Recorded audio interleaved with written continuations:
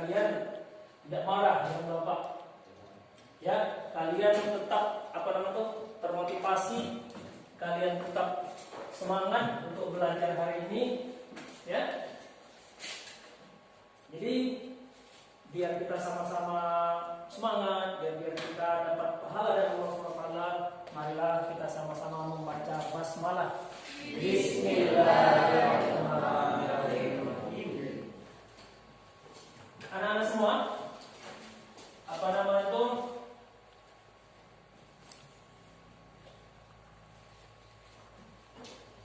Kalau kita misalnya mau berjalan, biar jalannya tidak sia-sia, perlu ada tujuan. Benar kan? Saya mau ke sana, ada tujuan. Kira-kira kamu mau mencapai tujuan itu perlu tahu arah tidak? Perlu. Apa arahnya biar kita tahu? Ada kompas atau peta, petunjuk. Nah, perlu berarti kompas atau petunjuk. Kalau kita tidak ada petunjuk, kita akan tersesat. Nah, kita sebagai umat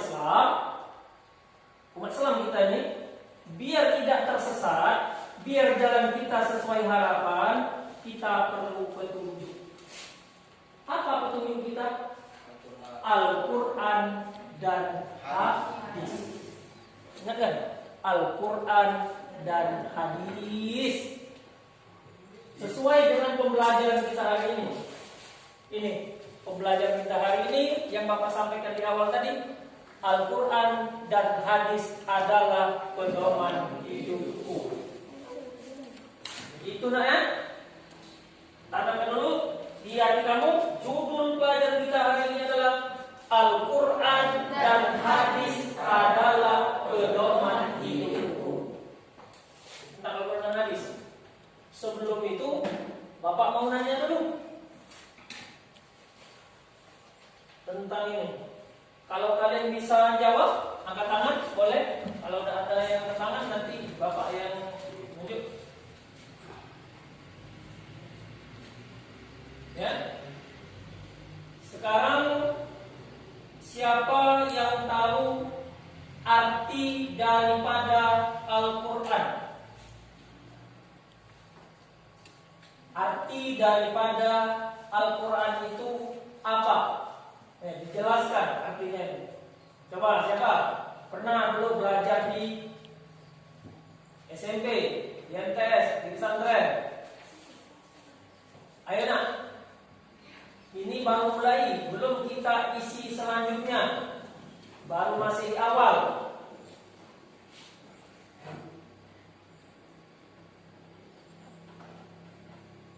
Ya.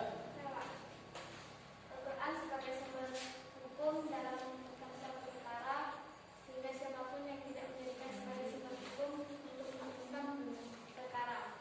Hukum Allah SWT yang tercantum dalam Al-Quran sesungguhnya dimaksud untuk kemaslahatan dan kepentingan hidup manusia itu sendiri. Jadi Al-Quran sebagai sumber hukum Islam. Begitu maksudnya. Jadi Al-Quran adalah sumber hukum Islam. Nah, sekarang yang pertanyaan paling mendasar sekali.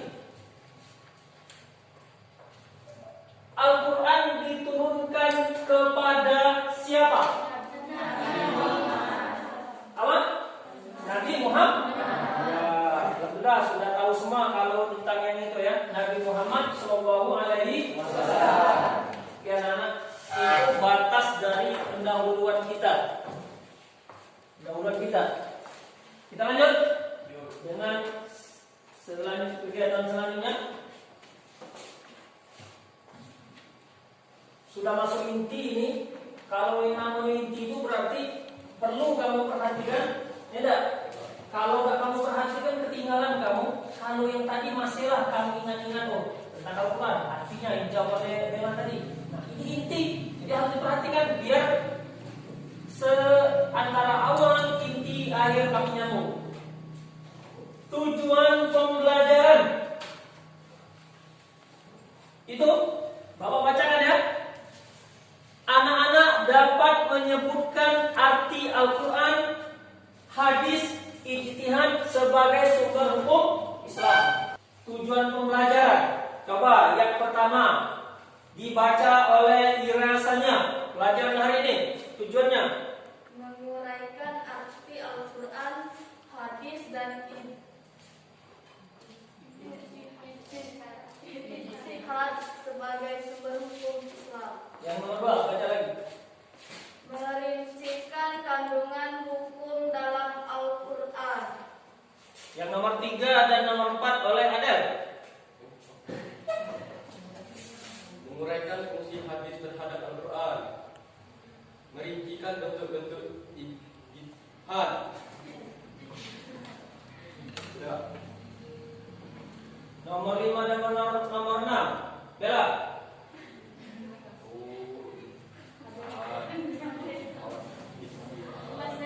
Mendeskripsikan macam-macam sumber hukum Islam, membeda-bedakan macam-macam hukum taklifi. Ya. Jadi itulah ya yang akan kita capai hari ini. Ini yang pertama, hampir mirip ini. Ini sama kayak dobra ini. Ini ya. Ini lebih bahasanya lebih apa?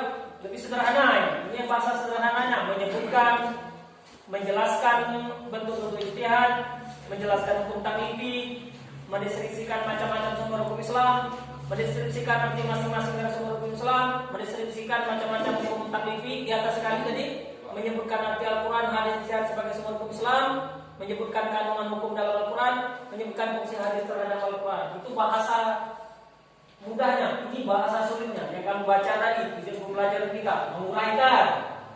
Jadi bukan hanya menyebutkan, menguraikan. Terus merinci, menguraikan lagi, merinci lagi, mendeskripsikan, dan terakhir membeda-bedakan macam-macam hukum taklifi. Kegiatan pembelajaran, struktur kalian, kegiatan belajar mengajar kelompok, ya. Media pembelajarannya video, ada video nanti, dan slide PPT. Medianya ini, yang slide PPT itu ini. Yang terakhir kegiatan belajar mengajar kita, anak-anak nanti membaca ya, sambil diskusi nanti membaca ya, membaca ini, mengamati ini, diskusi seperti yang kemarin, dan terakhir anak-anak semua menyimpulkan materi pembelajaran hari ini mengenai apa intinya. Jadi itu. Oke. Tapi sebelum Bapak bagi kelompok, Bapak jelaskan hanya sepintas saja. Sepintas. Bapak jelaskan ada cuma 2 materi yang Bapak jelaskan. Pertama, makna Al-Quran, hadis dan ijtihad, dan langsung Bapak terakhir di sini pembagian hukum Islam. Cuma 2 itu. Nanti yang lainnya kamu gali sendiri. Oke? Oke ya? Oke pokoknya. Sekarang kita lihat. Wih, ini berat karena kita belajar pedoman hidup kita umat Islam ini. Ini ya. Pedoman kita itu bukannya sinetron. Walaupun di sinetron itu ada kejadian nyata. Oh iya Pak, sinetron itu sesuai dengan kejadian aku. Ya, pedoman kita ini yang berat. Al-Quran. Sekarang kita lihat arti Al-Quran, hadis dan ijtihad. Nah, tadi katanya menguraikan. Bahkan belum kita cocok. Al-Quran adalah, ini nama ini dari jawaban kalam Allah.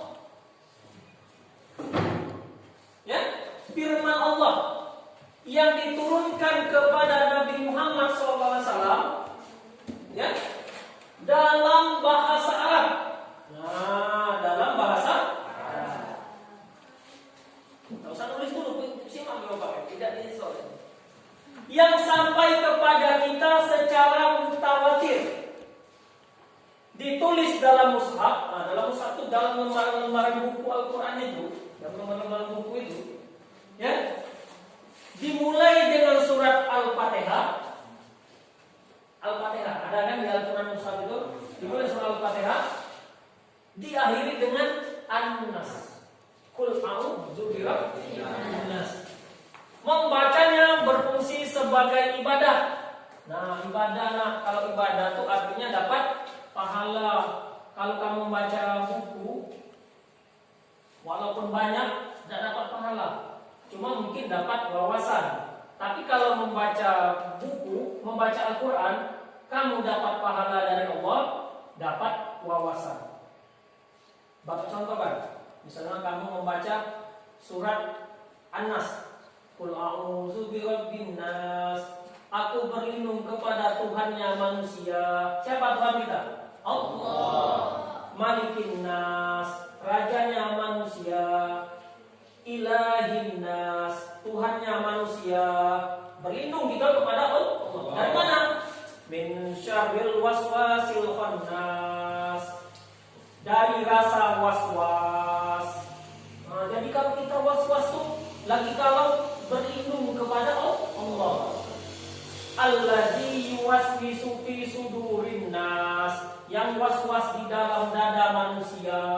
Apa yang menyebabkan kita waswas tadi? Minal jinnati wan nas, dari jin dan manusia. Jadi kita dapat ilmu. Oh, berarti aku harus berlindung kepada Allah dari waswas tadi, dari rasa halu tadi. Ya, silakan.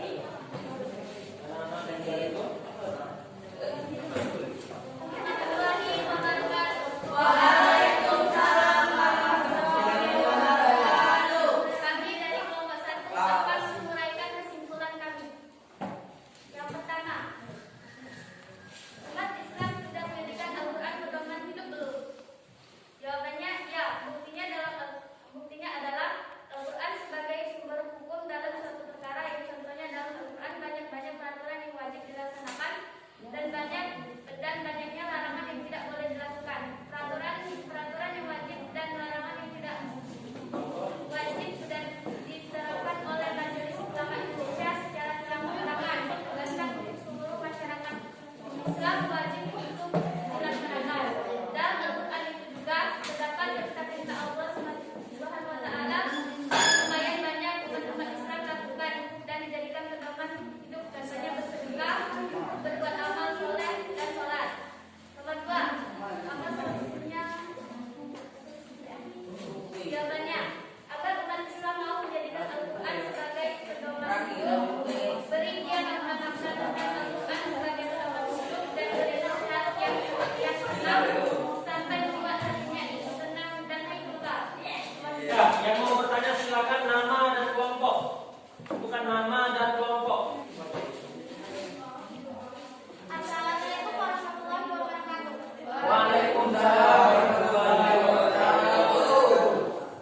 Kami akan menjawab pertanyaan dari kelompok 2 yang tolong diulangi dan dijelaskan apa arti 15% tadi. Maksudnya, seperti yang kita lihat di dalam kehidupan sehari-hari, terkadang mereka menjadikan Al-Quran itu seperti buku biasa. Ya, kalau menurut kalian pembelajarannya menginspirasi, pembelajarannya menyenangkan, menambah wawasan, Bapak ucapkan terima kasih ya.